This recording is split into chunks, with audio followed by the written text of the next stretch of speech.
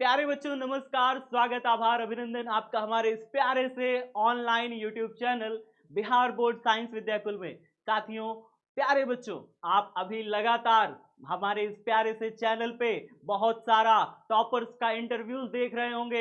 इतने सारे टॉपर्स को देने वाली एकमात्र संस्थान, एकमात्र हुंकार बैच, जो कि पिछले साल के बच्चे लगातार पढ़ के टॉपर्स बने हैं और हर साल पिछले लगातार 3 सालों का इतिहास दोहराते हुए इस साल भी हमारे कई सारे ना केवल डिस्ट्रिक्ट टॉपर्स बल्कि स्टेट टॉपर्स तक का सफर हमारे इस संस्थान में पढ़े हुए बच्चों ने तय किया है। साथियों, मैं आपको बताना चाहूंगा बहुत ही हर्ष के साथ कि प्यारे बच्चों, क्वालिटी कंटेंट, जब हम बात करते हैं क्वालिटी कंटेंट की, तो उस कंटेंट का पूरा करने के लिए, उस कंटेंट में दम भरने के लिए और अपने बच्चों को पूरा गांव-गांव के, देहात के बच्चों को डिस्ट्रिक्ट रैंक तक पहुंचाने के लिए, स्टेट रैंक तक पहुंचाने के लिए जो हमारा कंटेंट मदद करता है और जो आपका साथ है, वो साथ बहुत ही ज्यादा अप्रतिम है। साथियों, तो जल्दी सभी साथी जुड़ जाइए फटाफट तरीके से, क्योंकि अगली बारी आपकी है, अगले टॉपर आप बनने वाले हो। तो साथियों, फटाफट तरीके से इस वीडियो को खूब सारा शेयर कर दीजिए और लाइक कर दीजिए। आज मैं आपके न्यूमेरिकल को, डर को दूर करने के लिए आया हूँ एक बहुत ही शानदार सेशन। आप सभी साथी कहते हैं कि न्यूमेरिकल से सर डर लगता है, तो उस डर को दूर करने के लिए अब से हर टाइम पर, डेली टाइम पर न्यूमेरिकल स्पेशल क्लास मैं आपके लिए लाता रहूंगा। और ये न्यूमेरिकल स्पेशल क्लास इसलिए भी महत्वपूर्ण होगी क्योंकि ये न्यूमेरिकल स्पेशल क्लास आपके जो इजी क्वेश्चंस हैं, जो मॉडरेट क्वेश्चंस हैं, जो हाई लेवल क्वेश्चंस हैं, मतलब जो आपके बिहार बोर्ड में पूछे जाते हैं, जो आपके नीट में पूछे जाते हैं, जो आपके आईआईटी जेई में पूछे जाते हैं, वो सारे क्वेश्चंस मैं लेकर के आने वाला हूं। न्यूमेरिकल्स के डर को पूर्ण रूप से दूर करूंगा, बेसिक से लेकर के इतनी ज्यादा प्रैक्टिस करा दूंगा। इस साल मेरा लक्ष्य है आप सभी को 1000 से ज्यादा फिजिक्स में न्यूमेरिकल्स कराना, ताकि आपके न्यूमेरिकल का डर पूर्ण रूप से दूर हो जाए। आप कभी भी कोई भी एग्जाम दो फिजिक्स का, तो आप एकदम कॉन्फिडेंस के साथ दे सको। आपका हर एक कंसेप्ट क्लियर होना चाहिए और ये जिम्मेदारी भी बनती है आपकी कि इस चैनल पे इतनी शानदार तरीके से अगर पढ़ाई हो रही है, तो आपकी जिम्मेदारी है कि इसे आप बिहार के हर एक सुदूर जो गांव है, जो देहात है, जहां पे बच्चे के पास पढ़ने के लिए साधन नहीं है,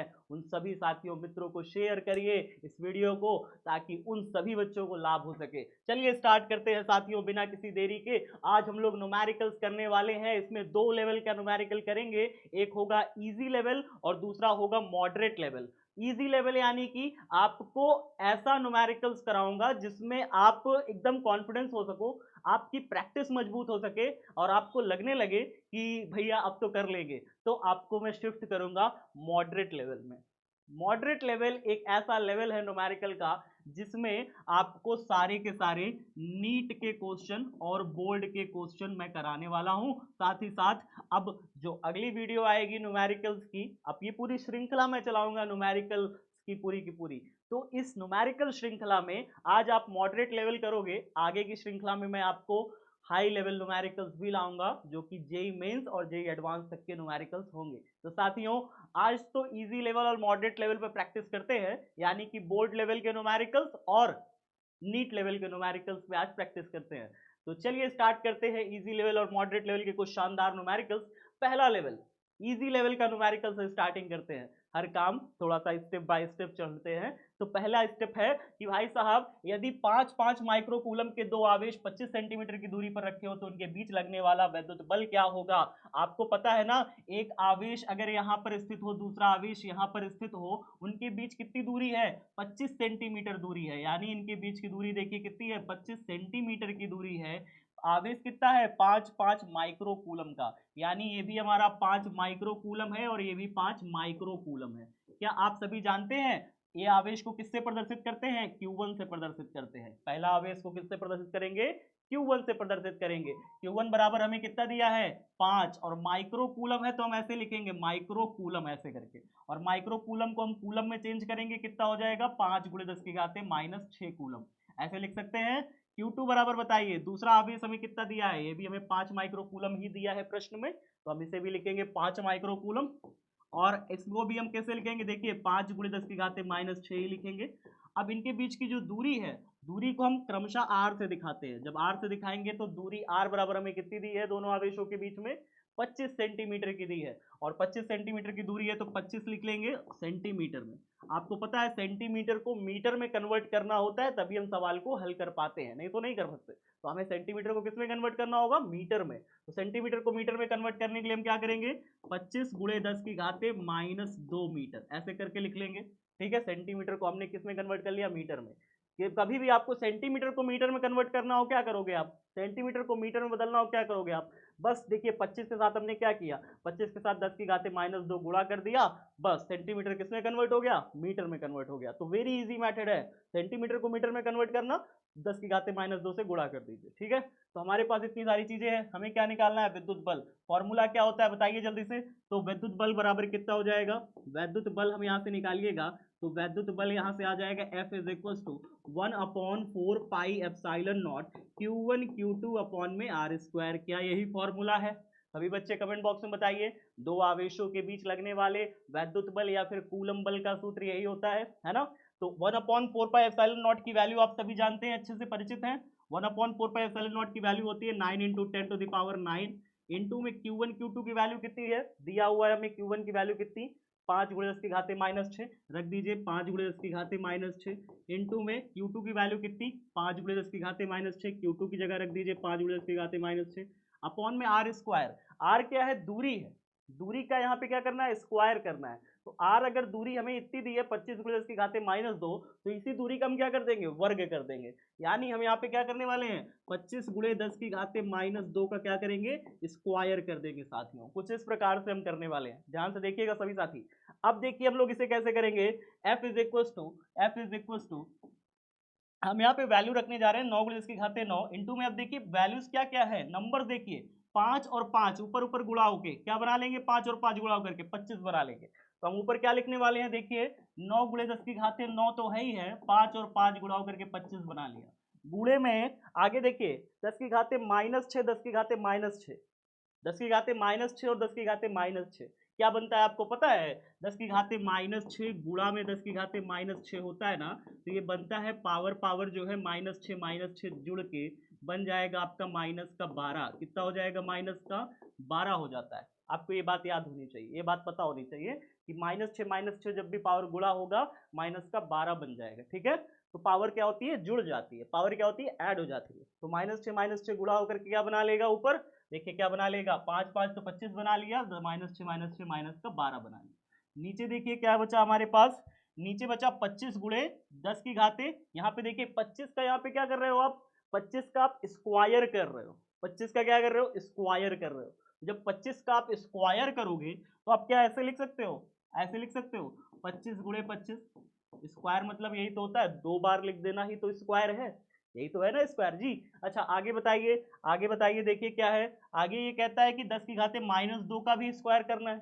25 का तो स्क्वायर करिएगा, 10 की घाते -2 का भी तो स्क्वायर करिएगा, क्योंकि आर में दो चीजें थी, 25 भी था, 10 की घाते -2 भी था। तो आर की जब स्क्वायर करिएगा तो 25 गुणे 10 की घाते -2 में 25 का भी स्क्वायर, 10 की घाते -2 का भी स्क्वायर, -2 का स्क्वायर करिएगा तो -4 हो जाएगा। ठीक है, अब इसको सॉल्व करिए जरा, 25 से कट जाएगा 25 एक बार में। अब थोड़ा पहाड़ा के बाद पहाड़ा थोड़ा पढ़ना शुरू करिए, और अगर आप इसे और इजी दिमाग लगा सकते हैं तो दिमाग लगा करके कोशिश करिएगा सॉल्व करने की। देखिए कैसे होगा, f बराबर 9 बट्टे में आपका आया 25 गुणे में 10 की घाते 9 और 10 की घाते 12, इसको सॉल्व करिए कितना हो जाएगा, 10 की घाते 9 में से 12 निकल गया, 9 10 11 12, माइनस का 3 आया, माइनस का 3 आया।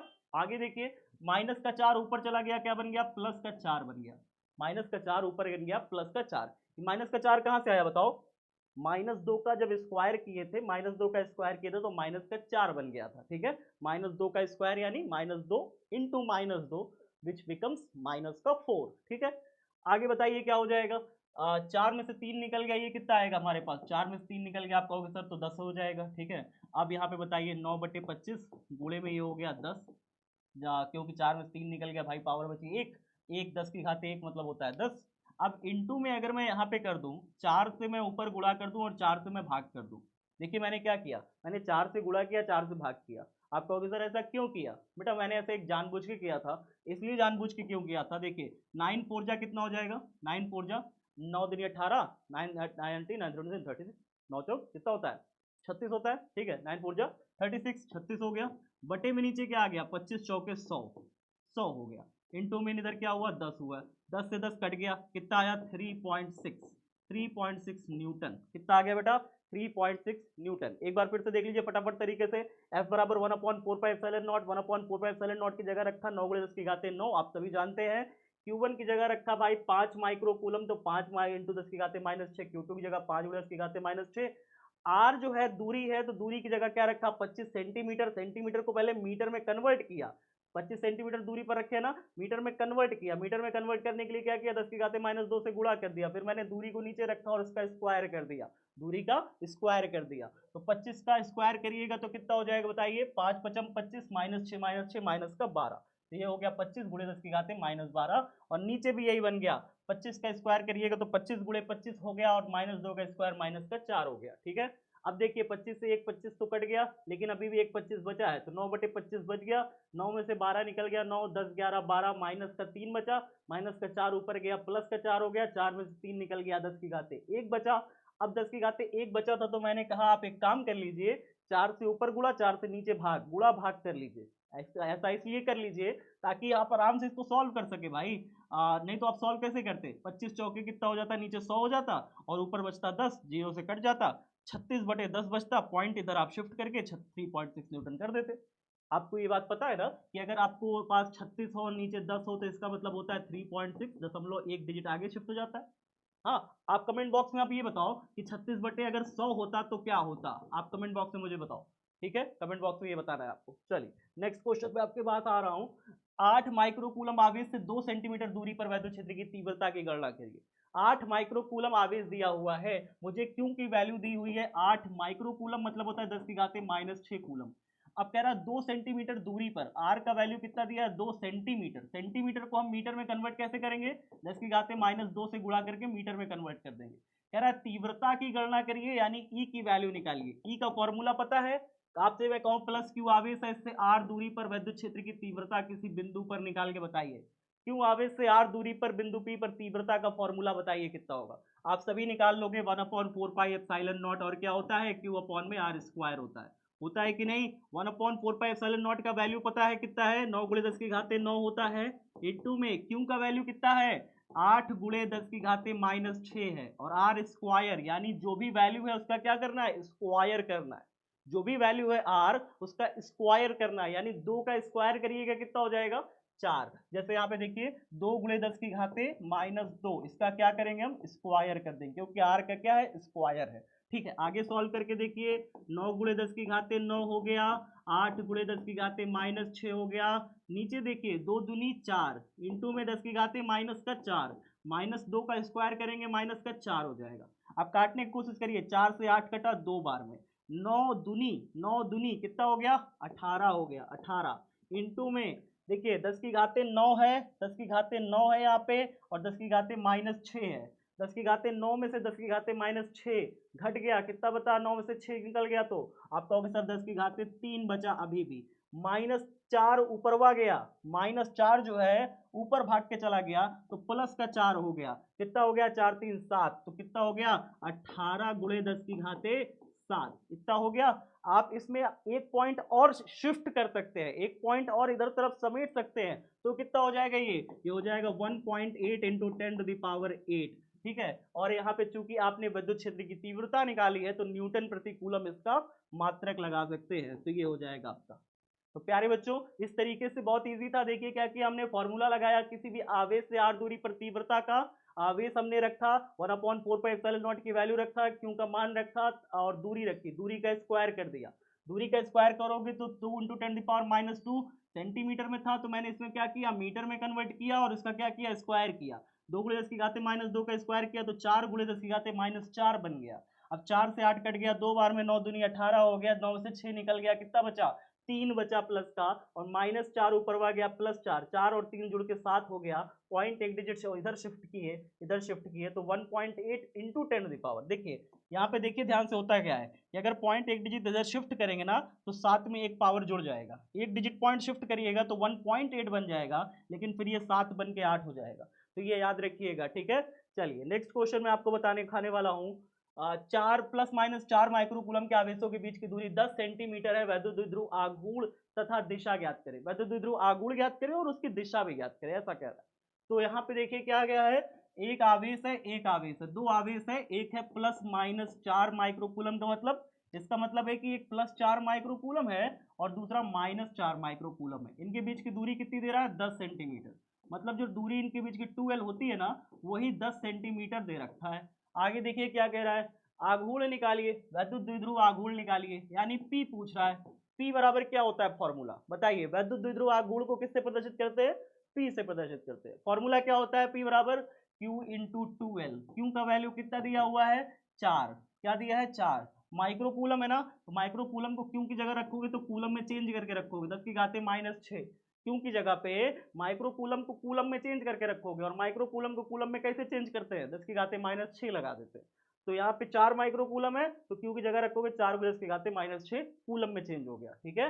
इनटू में जो 2L है वो तो दूरी है ना, दोनों आवेशों के बीच की दूरी, दोनों आवेशों के बीच की दूरी 2L कितना दिया है, 10 सेंटीमीटर। तो 2L का वैल्यू रख दीजिएगा 10 सेंटीमीटर। और सेंटीमीटर को मीटर में चेंज करके कैसे लिखिएगा, लिखिएगा आप 10 गुणे 10 की घाते -2। ये लीजिए, सेंटीमीटर मीटर में चेंज हो गया है ना, तो सेंटीमीटर भी मीटर में चेंज हो गया। अब सॉल्व करिए, इसे कितना हो जाएगा, 4 का 4 रहा, यहाँ पे 10 अकेला लिखा है तो इसका मतलब 10 की घाते 1 होता है, अकेला लिखा हो तो 10 की घाते 1। अब इसको सॉल्व कर लीजिए, बड़ा आसान है, -6 + 1, ये +1 हो गया और -2 हो गया। -6 और -2 कितना हो गया, 6 7 8, माइनस का 8 हो गया, और माइनस के 8 में 1 जुड़ जाएगा तो माइनस का 7 बचेगा, है ना। माइनस के 8 में 1 जोड़ दीजिए, माइनस के 8 में 1 जोड़ दीजिए तो माइनस का 7 बचेगा, है ना। माइनस के 8 में अगर आप 1 घटा देते तो माइनस का 9 हो जाता।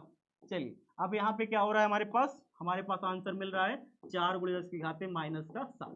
चलिए ये हो गया, और इसका मात्रक क्या लगाइएगा, वैद्युत द्विध्रुव आघूर्ण का मात्रक क्या लगाइएगा, मात्रक लगाइएगा कितना होता है, कूलम और मीटर, ठीक है, कूलम मीटर, C कैपिटल में M स्मॉल में। आगे यहाँ पे बताइए दिशा क्या होगी, आप इसके जानते हैं कि जो इसकी दिशा होती है वो माइनस आवेश से प्लस आवेश की तरफ होती है, यानी ऋणावेश से धनावेश की तरफ इसकी दिशा होती है वैद्युत द्विध्रुव आघूर्ण की, ठीक है, ये आप जान गए हो। तो यहाँ पे आप दिशा लिख दीजिएगा ऋणावेश से धनावेश की तरफ। आगे देखिए, एक वैद्युत द्विध्रुव जिसका द्विध्रुव आघूर्ण इतना है, क्षेत्र से 30 डिग्री के कोण पर रखा हुआ है, कह रहा है कि द्विध्रुव पर लगने वाला बल आघूर्ण बताइए। बल आघूर्ण का फॉर्मूला बताओगे आप सभी बच्चे, टाउ से प्रदर्शित करते हैं बल आघूर्ण को। किससे प्रदर्शित करते हैं बल आघूर्ण को, पढ़ाया है ना, बल आघूर्ण को किससे प्रदर्शित करते हैं, टाउ से प्रदर्शित करते हैं। और टाउ बराबर क्या होता है, PE sin थीटा। याद है कि भूल गए, याद है कि भूल गए। यहाँ पे देखिए हमारे पास क्या क्या दिया हुआ है, हमारे पास बल आघूर्ण निकालने के लिए कह रहा था, बल आघूर्ण का फॉर्मूला क्या होता है, टाउ बराबर PE sin थीटा। बल आघूर्ण का फॉर्मूला टाउ बराबर PE sin थीटा। हमारे पास देखिए द्विध्रुव आघूर्ण यानी P का वैल्यू पता है, द्विध्रुव आघूर्ण कितना दिया है, द्विध्रुव आघूर्ण देखिए P का वैल्यू हमें दिया है, कितना दिया है, 5 गुणे 10 की घात 2 कूलम मीटर, ये दिया है द्विध्रुव आघूर्ण। आगे दिया है, कह रहा है इतने न्यूटन प्रति कूलम के क्षेत्र में, क्षेत्र मतलब क्या, विद्युत क्षेत्र, क्षेत्र मतलब क्या, विद्युत क्षेत्र, यानी E का वैल्यू भी दिया है, E का वैल्यू कितना दिया है, 2 गुणे 10 की घात 2, ठीक है, न्यूटन प्रति कूलम। अब P और E दोनों दिया है, साथ ही साथ थीटा कोण भी दिया है, थीटा कोण कितना दिया है, कह रहा है 30 डिग्री, 30 डिग्री दे रखा है। बताओ जरा से, निकाल लोगे कि नहीं निकाल पाओगे, निकाल लोगे। P का वैल्यू कितना दिया है, 5 गुणे 10 की घाते 2, इंटू में E का वैल्यू कितना दिया है, 2 गुणे 10 की घाते 2, साइन थीटा की वैल्यू कितना दिया है, साइन 30, कितना हो जाएगा, साइन 30, रख दो बेटा सब जल्दी जल्दी, तो कितना हो जाएगा, 5 गुणे 10 की घाते 2 हो गया, इंटू में 2 गुणे 10 की घाते कितना, 2 हो गया, इंटू में साइन 30 का वैल्यू कितना होता है, साइन 30 का वैल्यू कमेंट बॉक्स में सब बच्चे बताएंगे, साइन 30 का वैल्यू कितना होता है, 1/2 होता है, तो साइन 30 का वैल्यू 1/2 हो गया, 2 से 2 कट गया, 2 से 2 ऊपर नीचे कट गया। अब बताइए 5 गुणे 10 की घाते 2, 10 की घाते 2 कितना हो गया, 5 गुणे 10 की घाते 4 हो गया, न्यूटन मीटर इसका आंसर लगा दीजिएगा, क्योंकि जो हमारा बल आघूर्ण होता है उसका मात्रक कितना होता है, न्यूटन मीटर होता है साथियों। तो यहाँ पे हमारे पास बल आघूर्ण तो आ गया। चलिए नेक्स्ट क्वेश्चन देखते हैं, समान परिमाण और विपरीत प्रकृति के दो आवेश 4 माइक्रोकूलम यदि 1 सेंटीमीटर दूरी पर अवस्थित हो तो अक्षीय स्थिति में इनके केंद्र से 5 सेंटीमीटर दूरी पर तीव्रता ज्ञात करिए। बहुत ही शानदार क्वेश्चन, इस तरीके के क्वेश्चन नीट में भी पूछ लेता है आपसे। फिलहाल ये तो नीट का नहीं है, पर इस तरीके के क्वेश्चन नीट में पूछ लेता है, ठीक है। तो चलिए देखिए यहाँ पे क्या कह रहा है, समान परिमाण और विपरीत प्रकृति के दो आवेश। तो दो आवेश है, इस तरीके से बना लीजिए, इस तरीके से बना लीजिए। एक 4 माइक्रोकूलम का है, एक -4 माइक्रोकूलम का है, एक +4 माइक्रोकूलम का है। कह रहा है 1 सेंटीमीटर दूरी पर स्थित है, दोनों 1 सेंटीमीटर दूरी पर स्थित है, ऐसे कह रहा है। और कह रहा है कि तो अक्षीय स्थिति में इनके केंद्र से 5 सेंटीमीटर की दूरी पर, इनके केंद्र से 5 सेंटीमीटर की दूरी पर एक बिंदु है, बिंदु P, वहां पे कह रहा है तीव्रता ज्ञात कीजिए। तो आपको अक्षीय स्थिति में तीव्रता निकालना सिखाया था, अक्षीय स्थिति में तीव्रता निकालना सिखाया था। फॉर्मूला क्या होता है अक्षीय स्थिति में तीव्रता का, E बराबर फॉर्मूला होता है 1/4πε0, और क्या होता है, और होता है 2p, कितना होता है 2p अपॉन में r3। आपको याद होगा क्या होता है 2p अपॉन में r3, अक्षीय स्थिति में 2p अपॉन में r3, ये होता है प्यारे साथियों। ठीक है, आगे देखिए, अगर आपको तीव्रता निकालने का फॉर्मूला याद है तो फॉर्मूला डायरेक्ट रख दीजिए, 2p अपॉन में r3, ये होता है अक्षीय स्थिति में तीव्रता का, कौन सा, अक्षीय स्थिति में तीव्रता, अक्षीय स्थिति में तीव्रता का सूत्र। ठीक है, तो अक्षीय स्थिति में तीव्रता का अगर आपको फॉर्मूला याद है तो और भी बहुत बढ़िया है, फॉर्मूला रखिए, डायरेक्ट सॉल्व हो गया। E बराबर कितना हो जाएगा, 1/4πε0 की वैल्यू कितनी होती है, कमेंट बॉक्स में बताइए। 1/4πε0 की वैल्यू होती है 9 × 10⁹, कितना होता है 9 × 10⁹, इंटू में 2 इंटू में P का वैल्यू कितना हो जाएगा, Q इंटू 2L। देखिए P का यहाँ डायरेक्ट कोई वैल्यू नहीं दिया है, तो इसलिए आपको Q इंटू 2L के पदों में लिखना है, यानी आपको P की जगह क्या रखना है, पहले तो Q रखिए, फिर रखिए 2L ऐसे करके, बटे में नीचे क्या रखिएगा, R³ ऐसे करके देखते जाइए। 9 × 10⁹ इंटू में Q 2P है ना, तो 2 रखिए, इंटू में Q का वैल्यू कितना रखिएगा, Q की जगह पे क्या रखिएगा, Q की जगह रखिएगा आप 4 माइक्रोकूलम, 4 माइक्रोकूलम। और माइक्रोकूलम को हम नॉर्मल तो ऐसे रख नहीं सकते ना, हमें चेंज करके रखना होगा, यानी कूलम में बदल के रखना होगा। तो माइक्रोकूलम को हम कूलम में बदलेंगे तो कितना हो जाएगा, 4 × 10⁻⁶ इंटू में 2L क्या है, दूरी है, 2L क्या है, दोनों आवेशों के बीच की कुल दूरी। जरा बताइए दोनों आवेशों के बीच की दूरी कितना है, 1 सेंटीमीटर। तो यहाँ रख दीजिए, लेकिन आप सेंटीमीटर को मीटर में चेंज करके ही रखिएगा। सेंटीमीटर को मीटर में चेंज कैसे करेंगे, 1 सेंटीमीटर को मीटर में चेंज करने के लिए हमने देखिए क्या किया, 1 के साथ 10⁻² का गुणा कर दिया, तो 1 सेंटीमीटर हमारा मीटर में चेंज हो गया। बटे में नीचे देखिए क्या करेंगे, नीचे बटे में क्या करेंगे, R³ R दूरी दिया है, ये दूरी पूरा तो दिया है ना, ये दूरी कितना दिया है हमें, R का वैल्यू कह रहा है 5 सेंटीमीटर, तो R का वैल्यू हमें 5 सेंटीमीटर ना दिया है, तो हम इसको भी क्या कर देंगे, 5 सेंटीमीटर है ना, तो सेंटीमीटर में 10⁻² करेंगे पहले, और फिर सेंटीमीटर किस में चेंज हो जाएगा, मीटर में। तो 5 सेंटीमीटर आर तो रख दिया, लेकिन आर का क्यूब भी है, तो हमें इसका क्या करना पड़ेगा, क्यूब भी करना पड़ेगा। इस तरीके से हम क्यूब भी कर दिया। अब देखते जाइए ध्यान से कैसे कैसे करते हैं। तो 9 × 10⁹ अब इसको सॉल्व करिए, बड़ा ध्यान से करिएगा सॉल्व, बहुत सारे नंबर हो जाते हैं तो आपको बहुत ध्यान रखना पड़ता है। मैं यहाँ पे बगल में करने की कोशिश कर रहा हूँ, आप भी ध्यान से देखते जाइए क्या करेंगे। देखिए 10⁻9 है, 10⁻⁻6 है, 10⁻2 है, सॉल्व करिए।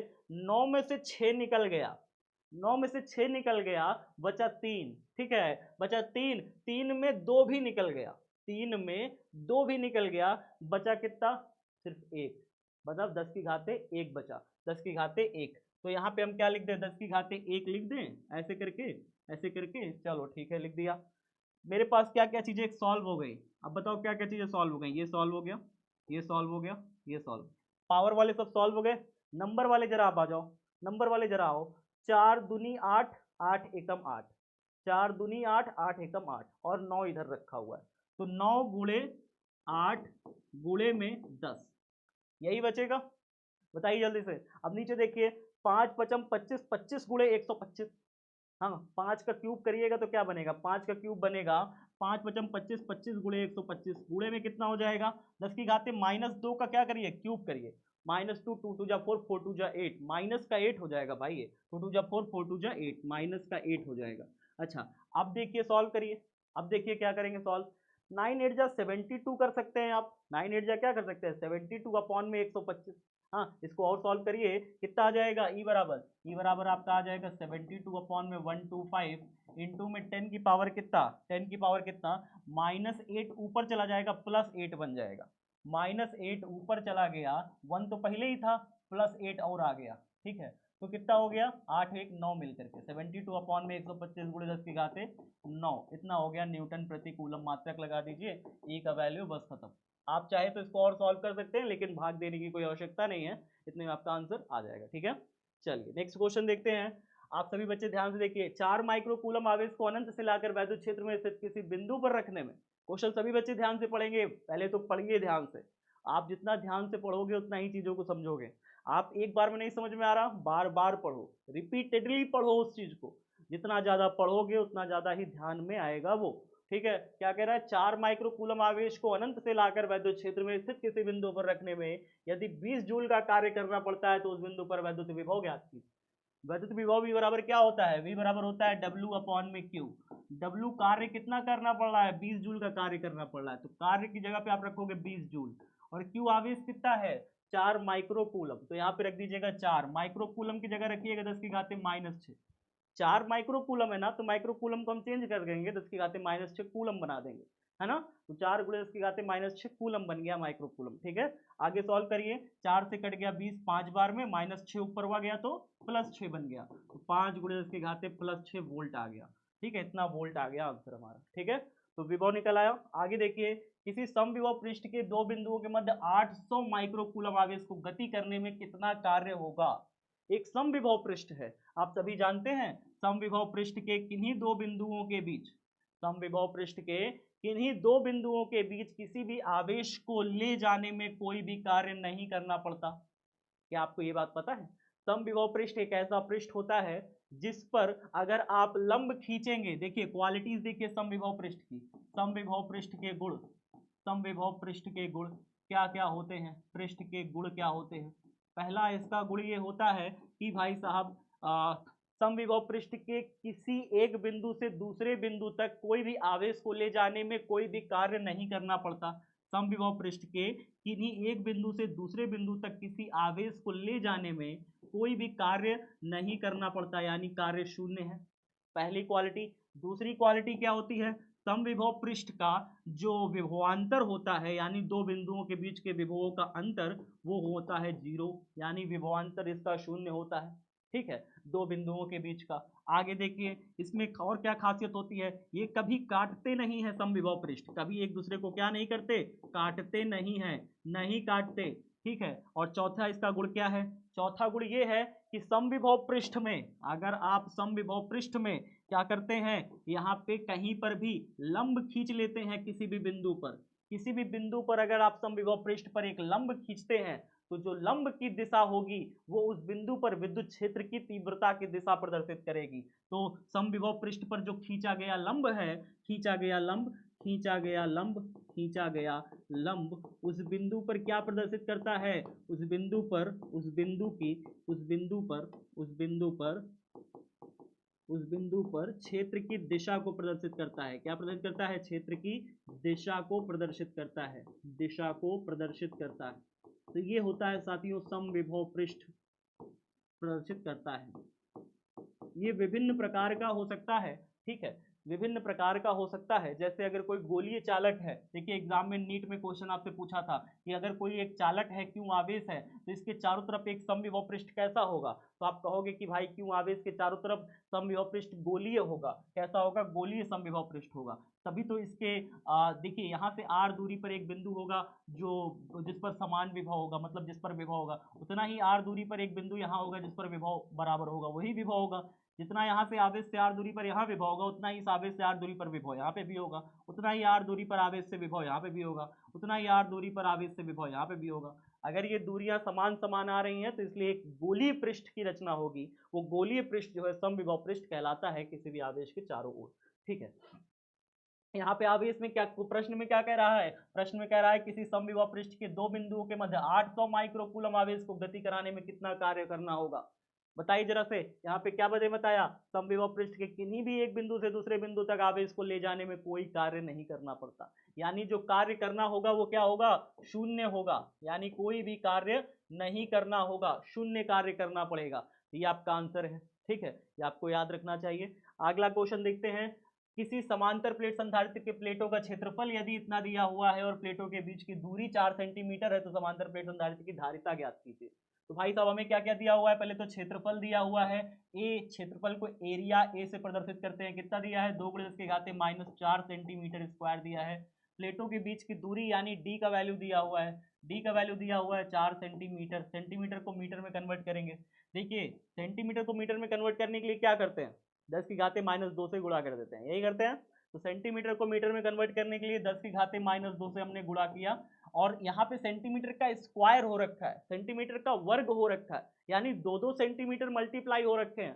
तो जब 2-2 सेंटीमीटर मल्टीप्लाई होंगे तो यहाँ पे देखिए क्या होगा, 10⁻⁻4 जो आपने किया है वो तो सही है, वो तो दिया ही है, लेकिन सेंटीमीटर का स्क्वायर है, यानी 10⁻⁻2 एक और 10⁻⁻2 एक और, तब ये जाके मीटर का स्क्वायर बन पाएगा, मीटर का स्क्वायर बन पाएगा, क्योंकि यहाँ पे सेंटीमीटर इंटू सेंटीमीटर दो है ना, 2-2 सेंटीमीटर है, इसलिए हमने 2 बार 10⁻⁻2 10⁻⁻2 से गुणा किया, ताकि ये 2 बार मीटर बन जाए और फिर मीटर का स्क्वायर बन जाए। ठीक है, तो सेंटीमीटर को मीटर में बदलने के लिए क्या किया हमने, देखा आपने। आगे देखिए, अब इसी चीज को अगर आप सॉल्व करोगे, जब इसी चीज को आप सॉल्व करोगे ना, तो क्या बनेगा आपको पता है, 2 × -4 -2 कितना हो जाएगा बताइए, -4 -6 -8 -8 मीटर स्क्वायर, ये हो जाएगा हमारा ए का वैल्यू। किसका वैल्यू आ जाएगा, ए का वैल्यू तो हमें पता चल गया, डी का वैल्यू भी पता चल गया, धारिता ज्ञात कीजिए, यानी सी का वैल्यू बताइए, सी बराबर कितना हो जाएगा, ए इंटू एप्सिलॉन नॉट अपॉन में डी, ये होता है सी का वैल्यू।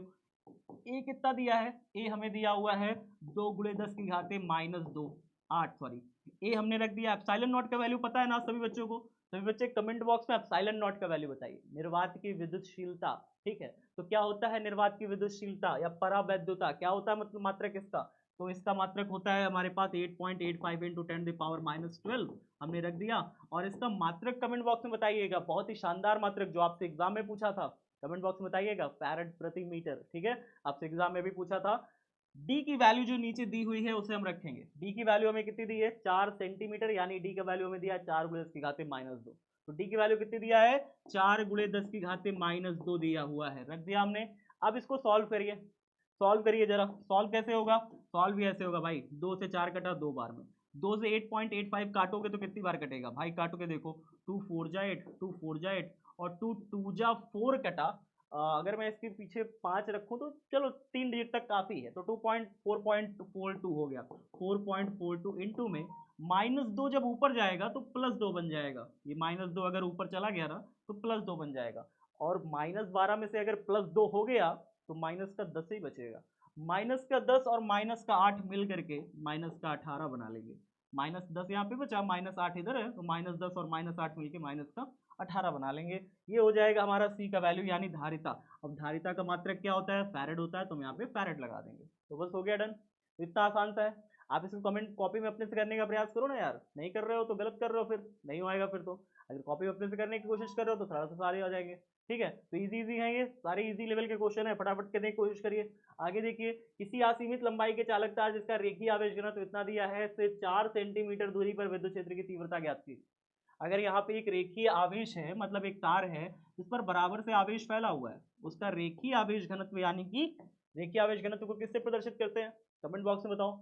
रेखीय आवेश घनत्व को लैम्डा से प्रदर्शित करते हैं।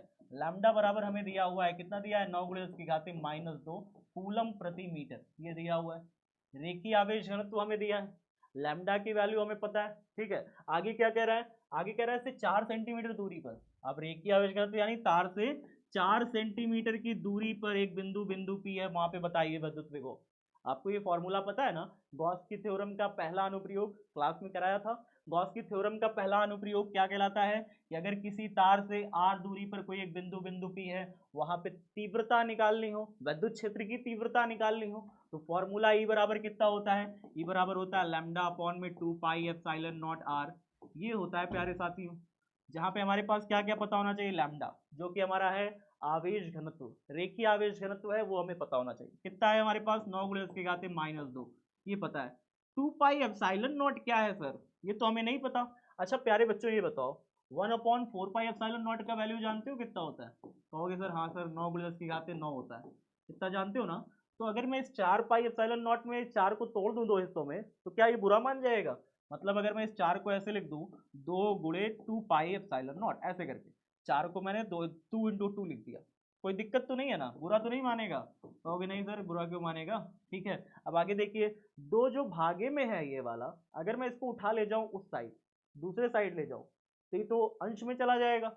अभी जो हर में है उधर जाएगा तो अंश में चला जाएगा और 9 से गुणा हो जाएगा, यही तो करेगा ये। तो क्या हो जाएगा, इधर क्या बचेगा, फिर इधर बचेगा 1/2 पाई एप्सिलॉन नॉट बचेगा, उधर ये बेचारा भागे में था उधर जाएगा, गुणा हो जाएगा, 9 इंटू 2 इंटू 10 हो जाएगा, यानी 9 गुणे 2 कितना हो जाएगा, 18 गुणे 10 की घात 9। तो मतलब 1/2 पाई एप्सिलॉन नॉट का वैल्यू कितना होता है, 1/2 पाई एप्सिलॉन नॉट का वैल्यू कितना होता है, 18 गुणे 10 की घात 9।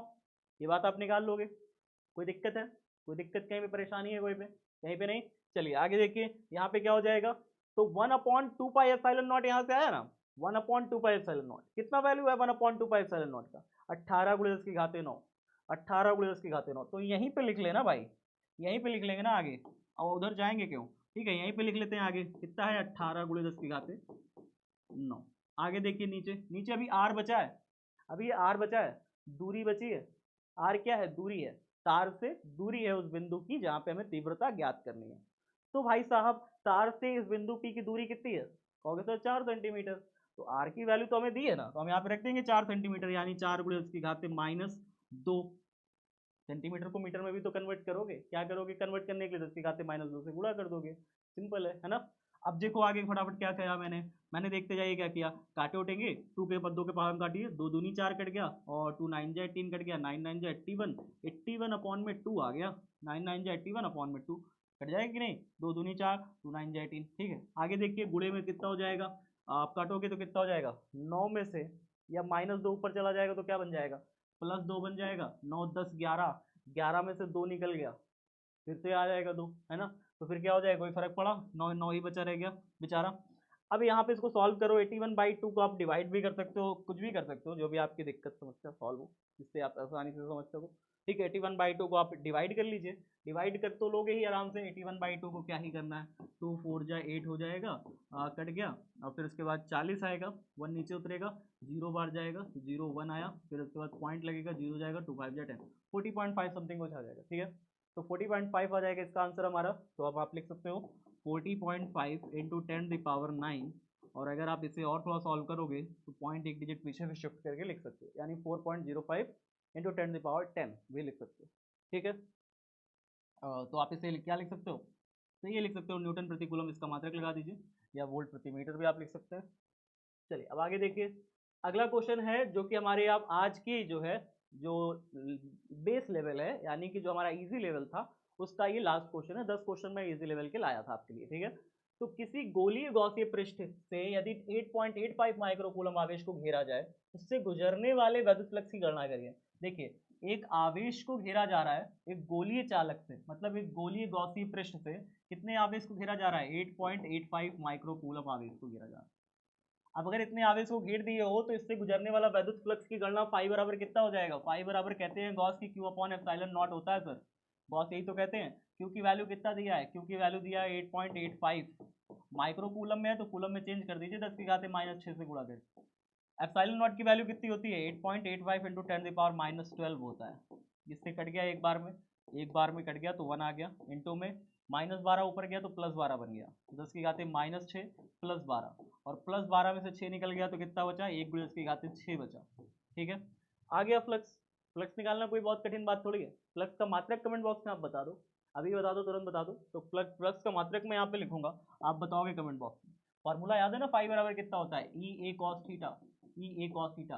ए का मात्रक कितना होता है, मीटर स्क्वायर, ई का मात्रक कितना है, न्यूटन प्रति मीटर, न्यूटन प्रति कूलम, न्यूटन प्रति कूलम, तो न्यूटन मीटर स्क्वायर प्रति कूलम लिखो ना यार, ठीक है। तो कितना हो जाएगा, न्यूटन मीटर स्क्वायर प्रति कूलम, लिखो भाई, इसमें क्या दिक्कत है ना।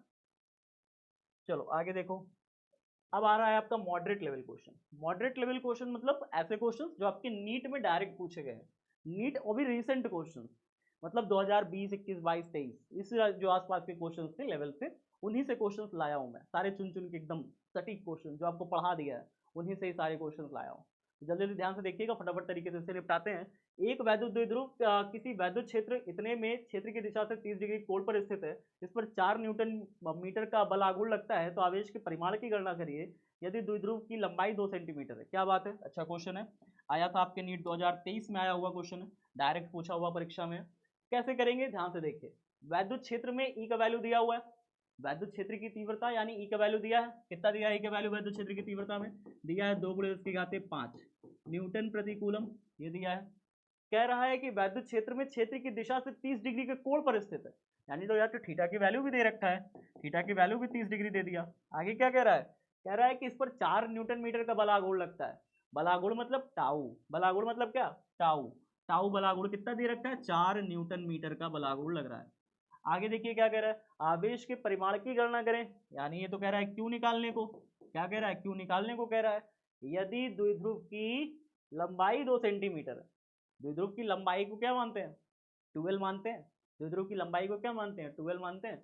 तो 12 हमें कितना दिया हुआ है, 12 हमें कितना दिया हुआ है भाई, दिया हुआ है 2 सेंटीमीटर, और सेंटीमीटर को मीटर में कन्वर्ट तो कर ही लोगे भाई, कर लोगे कि नहीं कर लोगे, कैसे करोगे, 10⁻² से गुणा करके, भाई इतना तो जान ही गए हो, मीटर में कन्वर्ट हो गया। चलो भाई अब इसको सॉल्व करा जाए, सॉल्व करा जाए, फॉर्मूला क्या लगेगा, बलागुण वाला लगेगा, बलागुण का एक है तो फॉर्मूला होता है, 10 तो फॉर्मूला भी नहीं बना है, टाउ बराबर पी साइन थीटा, एक है फॉर्मूला है, कमेंट बॉक्स में बताइए, यही एक फॉर्मूला है ना जी, है ना। टाउ बराबर पी साइन थीटा में टाउ का वैल्यू भी दिया है 4, रख दीजिए 4, पी का वैल्यू कितना दिया है, पी का वैल्यू तो नहीं दिया, तो पी की जगह होता है क्यू इंटू 12, पी की जगह क्या होता है, क्यू इंटू 12, ये तो आपको पता है, पी की जगह क्यू इंटू 12 होता है, वैद्युत द्विध्रुव आघूर्ण का सूत्र है, ये आप जानते हो, है ना। ई का वैल्यू आप जानते हो, ई का वैल्यू कितना है, ई का वैल्यू है 2 × 10⁵ इंटू में साइन थीटा, साइन थीटा में थीटा की वैल्यू कितनी दी है, 30 डिग्री, तो साइन 30 हो गया, साइन 30 डिग्री हो गया।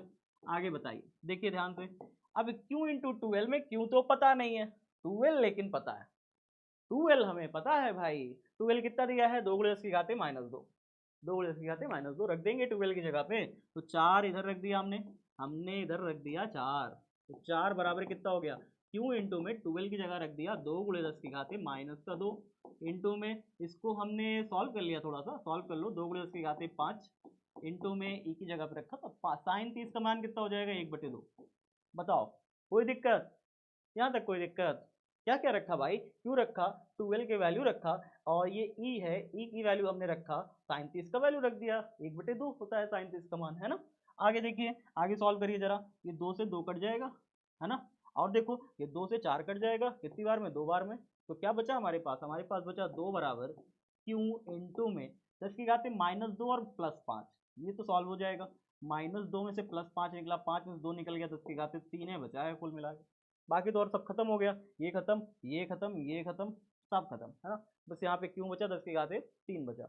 अभी 10⁻+3 इधर आएगा, बिचरवा क्या चला जाएगा, गुणा में है ना, 10⁻+3 इधर आएगा तो 10⁻³ बटे में चला जाएगा, देखते जाइए ध्यान से क्या हो जाएगा इसके साथ, 2 बराबर क्यू इंटू 10⁻3, अभी 10⁻3 इधर गुणा में है, इधर आएगा तो 2 बटे में 10⁻3, ठीक है, बराबर क्यों, अब ये नीचे है 10⁻+3 तो ऊपर जाएगा 10⁻−3, तो 2 × 10⁻−3, बच्चे अक्सर यही गलती कर देते हैं इधर उधर भेजने में, आवेश है तो कूलम मात्रक लगा दीजिएगा, मात्रक बिल्कुल मत भूलिएगा, जब भी आंसर आ जाए तो मात्रक लगाना बिल्कुल मत भूलिएगा, ठीक है, नहीं तो एग्जामिनर नंबर काट लेगा, 1 नंबर याद रखना।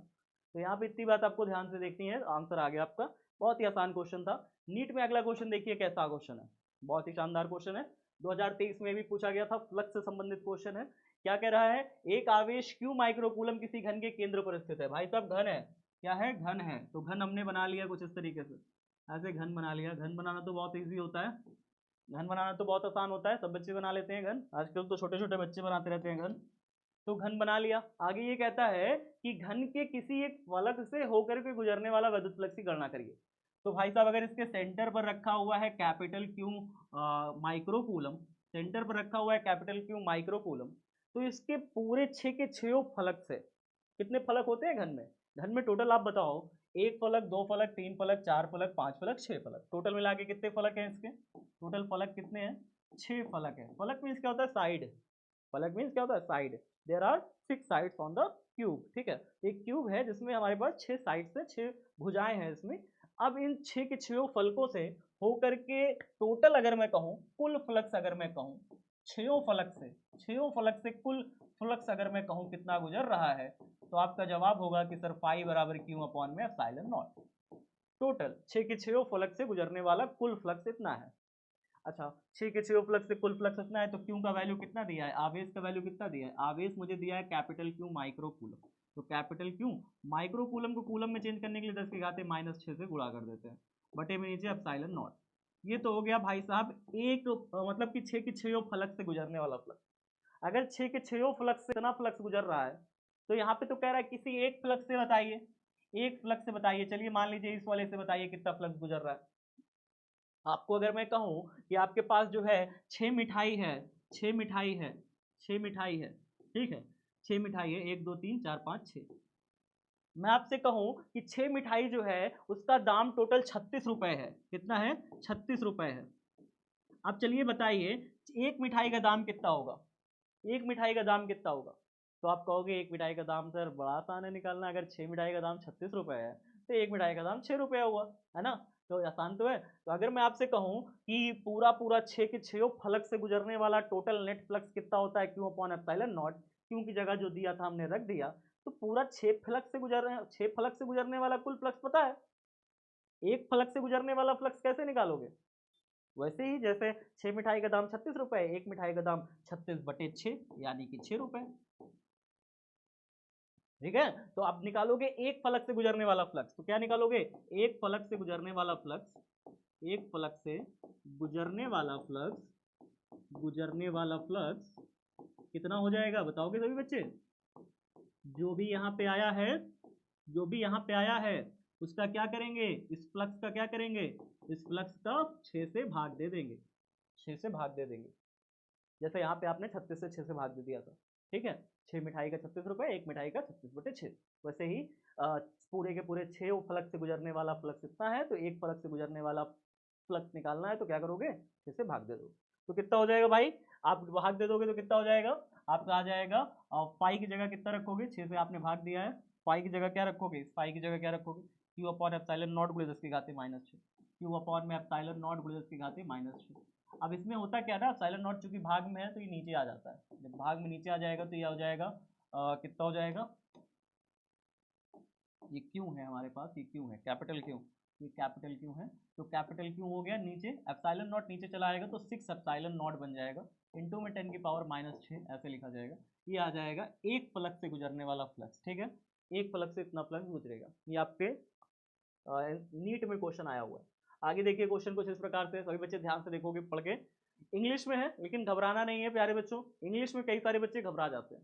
बाबू एक बात ध्यान से देखना, बहुत ही ध्यान से सुनना, क्योंकि इंग्लिश जो है आप अगर डर रहे हो ना तो ये डर आपके लिए खतरा बन सकता है। डरना कभी नहीं इंग्लिश से, ठीक है। क्या करना है ना, इसको पढ़ो समझो। कभी भी जब हम कोशिश ही नहीं करेंगे तो आएगा कैसे, कोशिश करोगे तो आएगा, कोशिश नहीं करोगे भाग जाओगे तो नहीं आएगा। अगर अभी तक बने हुए हो देख रहे हो तो पूरी कोशिश करो, पूरा बना करके पढ़ के तब जाना, ठीक है। डरना बिल्कुल नहीं। देखो क्या हो रहा है यहाँ पे, क्या हो रहा है देखो ध्यान से, क्या कह रहा है, 2 point charges minus Q and plus Q R placed at a distance of L. एक माइनस क्यू है, एक प्लस क्यू है। आर प्लेस्ड, प्लेस्ड मतलब क्या होता है, स्थित होना, प्लेस्ड मतलब स्थित होना। मैं आपको वर्ड बाय वर्ड मीनिंग बताता हूँ, घबराने की क्या जरूरत है। कह रहे 2 पॉइंट चार्जेस, दो बिंदु आवेश, माइनस क्यू और प्लस क्यू स्थित हैं eight a distance of L, L दूरी पर स्थित हैं। मैं जानबूझ के लाया हूं इंग्लिश में ताकि आप घबराओ नहीं इंग्लिश से, ठीक है। एल दूरी पर स्थित है as shown in the figure, जैसा कि इस चित्र में दिखाया गया है। The magnitude of electric field intensity at a distance R varies. जो magnitude of electric field intensity यानी कि जो परिमाण है, जो मैग्नीट्यूड है इलेक्ट्रिक फील्ड इंटेंसिटी का मतलब क्या होता है, वैद्युत क्षेत्र की तीव्रता का, वैद्युत क्षेत्र की तीव्रता का जो परिमाण है दूरी के साथ किस प्रकार वैरी करता है, किस प्रकार बदलता है, दूरी के साथ किस प्रकार से उसमें बदलाव आता है वैद्युत क्षेत्र की तीव्रता में। तो आपको ये बात बहुत अच्छे से पता है कि आप बताओ जरा से, जो हम लोग वैद्युत द्विध्रुव ले रहे थे तो द्विध्रुव के कारण जब हम दूरी के निकाल रहे थे तीव्रता, तो द्विध्रुव से आर दूरी पर जब तीव्रता निकालते थे तो ई बराबर आता था 1/4πε0। अगर अक्षीय स्थिति में निकालते थे तो 2p/r³ आता था, निरक्षीय स्थिति में निकालते थे तो यहाँ पे p/r³ आता था। मतलब दूरी के साथ जो यहाँ पे आता था ना वो नीचे r³ होता था, तो यहाँ पे नीचे क्या आता था, ई डायरेक्टली प्रोपोर्शनल टू, यहाँ पे आप कह सकते हैं कि नीचे होगा r³। अगर ई निर्भर भी करेगा ना तो r³ के साथ निर्भर करेगा। तो दूरी के साथ इसमें कौन सा होगा, 1/r⁴, 1/r², 1/r³, 1/r4, तो आपका हो जाएगा 1/r⁴ ठीक है, ये आपका राइट आंसर हो जाएगा। ये देखिए आपके नीट 2022 में पूछा गया सवाल था, डायरेक्ट नीट 2022 के पेपर से आपके लिए सवाल लाया हूँ, ठीक है, ताकि आप जो एकदम कॉन्फिडेंट रहो कि हाँ भाई कर सकते हैं। नीट 2021 का सवाल देखते जाइए ध्यान से, कितना आसान आसान सवाल है। क्या कह रहा है, आ डाइपोल, डाइपोल मतलब समझते हो क्या होता है, विद्युत द्विध्रुव। क्या होता है, द्विध्रुव होता है। डाइपोल को इंग्लिश में क्या कहते हैं बेटा, घबराना बिल्कुल भी नहीं है, सभी चीजें सीखनी है हमें। एक द्विध्रुव स्थित है इन एन इलेक्ट्रिक फील्ड, एक इलेक्ट्रिक फील्ड में स्थित है, एक विद्युत क्षेत्र में स्थित है। अगर कोई एक द्विध्रुव, देखिए यहाँ पे एक द्विध्रुव बना है ना, माइनस क्यू प्लस क्यू, एक वैद्युत द्विध्रुव है, कहाँ पे स्थित है, एक वैद्युत क्षेत्र में। ये देखिए बल रेखाएं निकल रही हैं, तो ये वैद्युत क्षेत्र में स्थित है हमारा एक द्विध्रुव प्यारा सा। ये प्यारा सा द्विध्रुव है बाबू, प्यारा प्यारा सा द्विध्रुव देखो कहाँ स्थित है, एक वैद्युत क्षेत्र में स्थित है। कह रहा है जैसे दिखाया रहा है, in which direction will it move, किस डायरेक्शन में ये गति करेगा, किस दिशा में ये जाएगा। आपको आंसर दे देगा, चार ऑप्शन दे देगा, कह देगा बताइए बाएं तरफ जाएगा, दाएं तरफ जाएगा, दाएं तरफ जाएगा, ऊपर जाएगा, नीचे जाएगा, ऊपर जाएगा या नीचे जाएगा। बताइए जल्दी से फटाफट कमेंट बॉक्स में, चार ऑप्शन आपके पास है, बाएं दाएं ऊपर नीचे। ठीक है, तो बताइए जरा से, आप बाएं जाएगा कि दाएं। देखिए जब भी आप वैद्युत क्षेत्र की तीव्रता की दिशा देखा करिए ना, कि मतलब भाई साहब ये बल रेखा तो इधर निकल रही है, इसका मतलब यहाँ पे कोई बड़ा सा प्लस क्यू आवेश रखा होगा। क्या रखा होगा यहाँ पे, बड़ा सा प्लस क्यू आवेश रखा होगा। और अगर यहाँ पे प्लस क्यू आवेश रखा है जिससे बल रेखाएं निकल रही हैं, तो इसमें अगर आप वैद्युत क्षेत्र मतलब वैद्युत द्विध्रुव ला के रख दोगे, और वैद्युत द्विध्रुव का भी प्लस वाला सिरा इधर तरफ रखोगे, तो क्या ये प्लस वाला इसको घसीटेगा अपनी तरफ की ढकेलेगा, क्षेत्र की तरफ, ऐसे की तरफ खींचेगा कि क्षेत्र की दिशा में ढकेलेगा।